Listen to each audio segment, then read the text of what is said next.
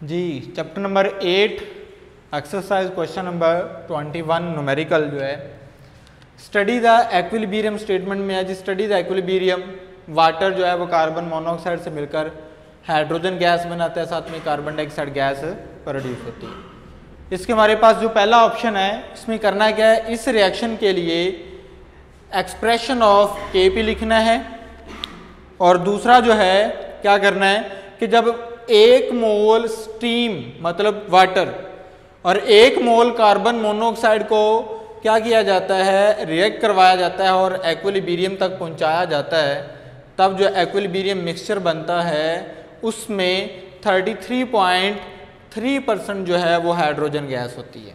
जो mixture equilibrium तक पहुंचता है उसमें जो हाइड्रोजन है उसके 33.3% जो है वो हाइड्रोजन होती है। Calculate the value of Kp, एक तो Kp की वैल्यू नोट करनी है और दूसरा जो है उसके Kp के यूनिट्स बताने हैं। तो हमारे पास डाटा क्या है, हमारे स्टेटमेंट से पता चल रहा है कि स्टीम का 1 मोल है, हमारे पास कार्बन मोनोऑक्साइड का भी 1 मोल है, टोटल मास ऑफ मिक्सचर जो है वो क्या है 2 मोल है, मतलब 1 मोल हमारे पास वाटर है और 1 मोल कार्बन मोनोऑक्साइड है, तो टोटल जो है 2 मोल बन जाता है। परसेंटेज ऑफ जो हाइड्रोजन है इक्विलिब्रियम मिक्सचर में वो कितनी है जी 33.3%। और रिक्वायर हमारे पास क्या है, एक तो हमने Kp एक्सप्रेशन लिखना है उसका सिंपल एक्सप्रेशन और दूसरा Kp की वैल्यू नोट करनी है और उसके यूनिट लिखने हैं।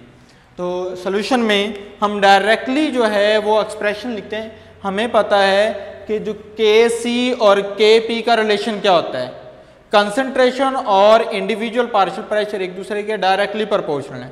इस वजह से हम कंसंट्रेशन की जगह पे पार्शियल प्रेशर लिख लेते हैं, तो जब वो Kc जो है वो Kp में कन्वर्ट हो जाता है। तो हम Kp को क्या लिखेंगे, Kp इज इक्वल टू, यानी आप अगर Kc लिखते हैं तो इसका Kc क्या बन जाता है, Kc इस रिएक्शन का बन जाएगा concentration of hydrogen multiply by concentration of carbon dioxide, concentration of steam यानी वाटर और कंसंट्रेशन ऑफ कार्बन मोनोऑक्साइड। तो हमने कंसंट्रेशन की जगह पर इंडिविजुअल पार्शियल प्रेशर लिखा हुआ है, तो वही Kc जो है वो Kp में कन्वर्ट हो जाता है। तो ऊपर हमें पता प्रोडक्ट लिखते हैं, नीचे जो है वो रिएक्टेंट लिखते हैं, हमारे पास Kp एक्सप्रेशन आ जाता है। अब इसी एक्सप्रेशन से हमारे पास डिफरेंट वैल्यूज़ हैं, हमने उन वैल्यूज़ को ऐड करना है और हमारे पास Kp की वैल्यू आ जाती है। हमारे पास इक्वेशन क्या है कि जब वाटर और कार्बन मोनोऑक्साइड यानी स्टीम और कार्बन मोनोऑक्साइड रिएक्शन करते हैं तो हाइड्रोजन और कार्बन डाइऑक्साइड बनता है। 1 मोल इक्विलिब्रियम जब स्टार्ट रिएक्शन नहीं हुआ तब 1 मोल वाटर है और 1 मोल कार्बन मोनोऑक्साइड है, जबकि प्रोडक्ट साइड पे कुछ भी नहीं है। लेकिन जैसे ही टाइम जो है वो इक्विलिब्रियम तक पहुंचता है तो हम कहते हैं x मोल ऑफ हाइड्रोजन और x mole of carbon dioxide produce होते हैं और इन जो हमारे पास रिएक्टेंट होते हैं उनके 1 माइनस एक्स और 1 माइनस एक्स जो मोल है वो बाकी बच जाते हैं। तो हम निकालते हैं moles of hydrogen. Moles of hydrogen अगर हमें पता चल जाता है, यानी x की अमाउंट अगर हमें पता चल जाती है तो इससे हमें कार्बन डाइऑक्साइड के मोल्स की तादाद भी पता चल जाएगी और उसी से हम रिएक्टेंट के मोल्स भी कैलकुलेट कर सकते हैं। तो मोल्स ऑफ हाइड्रोजन हम कैसे फाइंड करेंगे, जो हाइड्रोजन की परसेंटेज होगी उसको हम मोल्स से मल्टीप्लाई कर देंगे। परसेंटेज का मतलब है mass of hydrogen over total mass of mixture. तो 33.3 ग्राम इन 100 ग्राम जो हमारे पास जो है हाइड्रोजन की परसेंटेज है, हम उसको 2 नंबर ऑफ मोल से मल्टीप्लाई करते हैं तो हमारे पास हाइड्रोजन के नंबर ऑफ मोल्स आ जाते हैं 0.666 मोल आ जाते हैं। और अगर इसी से हम मोल्स ऑफ कार्बन डाइऑक्साइड निकालते हैं जो कि प्रोडक्ट है और सेम एज इट है जैसे हाइड्रोजन के मोल है, तो वो भी कितने आ जाएंगे, x is equal to 0.333 moles आ जाएंगे।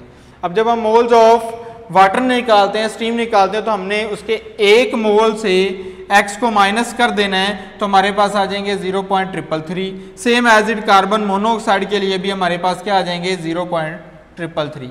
अब हमारे पास 4 चीज़ें, 2 रिएक्टेंट और 2 प्रोडक्ट, उनकी अमाउंट्स हमारे पास आ गई हैं। तो हम उन अमाउंट्स को की जगह पे मतलब पार्शियल प्रेशर की जगह पे हम अमाउंट्स लिख देते हैं, प्रोडक्ट की वैल्यूज ऊपर लिखते हैं, रिएक्टेंट्स की वैल्यू नीचे लिखते हैं। तो हमारे पास हमें पता चलता है कि Kp की जो वैल्यू है वो हमारे पास 4 आ रही है, क्योंकि ऊपर और नीचे कंसंट्रेशन सेम चीज़ें हैं तो उसका कोई भी यूनिट नहीं होगा।